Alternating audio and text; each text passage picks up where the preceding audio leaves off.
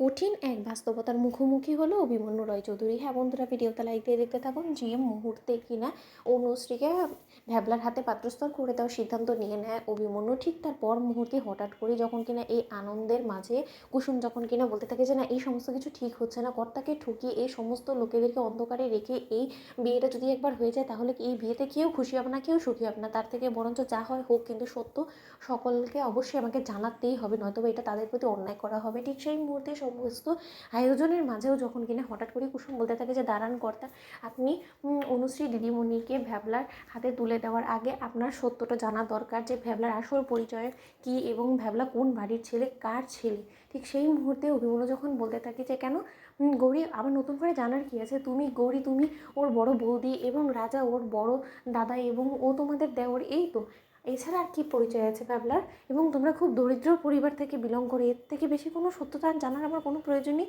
তুমি কিসের এত টেনশন করছো বলো তো? বিয়ের পরবর্তীতে আমার যা কিছু আছে সমস্ত কিছু তো অনুশ্রীই হবে এবং সেই সুবাদে তো অবশ্যই ভ্যাবলাও পাবে, তাই না? তাহলে আর তোমাদের ভবিষ্যৎ নিয়ে চিন্তা করার কী আছে? আর কি সত্য জানার আছে? ঠিক সেই মুহূর্তে গৌরী যখন কিনা বলতে থাকে যে না কর্তা, আরও একটা সত্য লুকিয়ে আছে যেটা কিনা এতদিন ধরে আমরা আপনার কাছ থেকে আড়াল করে রেখেছি, এবং সেই সত্যটা এটাই যে আপনার শত্রু ইন্দ্রাণী গাঙ্গুলির ছেলে হলো গিয়ে ভ্যাবলা এবং রাজা, এবং আমরা রীতিমাত্র চন্দননগর থেকে এসেছি এবং আমরা ইন্দ্রাণী গাঙ্গুলির পরিবারেরই সদস্য। ঠিক সেই মুহূর্তে যখন কিনা অভিমন্যু এক পর্যায়ে দিশেহারা হয়ে পড়ে এবং চরমে আঘাত পায়, ঠিক সেই মুহূর্তে অভিমন্যু বলতে থাকে যে নিশ্চয়ই তোমরা আমার সঙ্গে ঠাট্টা তামাশা করছো, তাই না?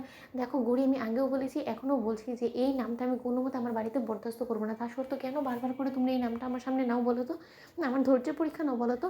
আজকে বলে ফেলেছো, এর পরবর্তীতে আর কোনো দিনও এই নামটা নেবে না। ঠিক সেই মুহূর্তে গৌরী যখন বলতে থাকে অনুশ্রীকে সঙ্গে করে এনে, যে অনুশ্রী, তুমি বলো না তোমার বাবাকে যে তুমি যাকে কিনা মনে প্রাণে ভালোবাসো তার নামটা কি, তার পরিচয় সম্পর্কে তুমি তো সবটা জানো, তাই না? অনুশ্রী শোনো, জীবনের শুভ আরম্ভ করার আগে কোনো মতেই মিথ্যের আশ্রয় নিতে হয় না, তাতে করে কেউ সুখী থাকে না। যখন কিনা তোমাদের এই লুকিয়ে এই প্রেম ভালোবাসা এই সমস্ত কিছু বিয়েতে পরিণত হবে এবং তার পর মুহূর্তে যখন কিনা সত্যটা সকলের সামনে আসবে, তখন সম্পূর্ণ রূপে সম্পর্কগুলো ভেঙে চুরমার হয়ে যাবে এবং সকলের বিশ্বাসে আঘাত লাগবে। তার থেকে বরঞ্চ যা হয় হোক, যত লড়াই হয় তার এখন লড়ে নাও, কিন্তু আমি কোনো মতেই চাই না যে তোমাদের বিবাহিত জীবনে কোনো রকম কোনো নতুন করে অশান্তির সৃষ্টি হোক। তার জন্যই আমি সিদ্ধান্ত নিয়েছি যে কর্তাকে সমস্ত সত্যটা জানানোটা প্রয়োজন। ঠিক সেই মুহূর্তে অভিমন্যু যখন বলতে থাকে যে কী হয়েছে গৌরী, বলো কি রে অনুশ্রী, তুই চুপ করে রয়েছিস কেন? তুই চিনিস ওরা কারা? ওদের আসল পরিচয় সম্পর্কে বল না।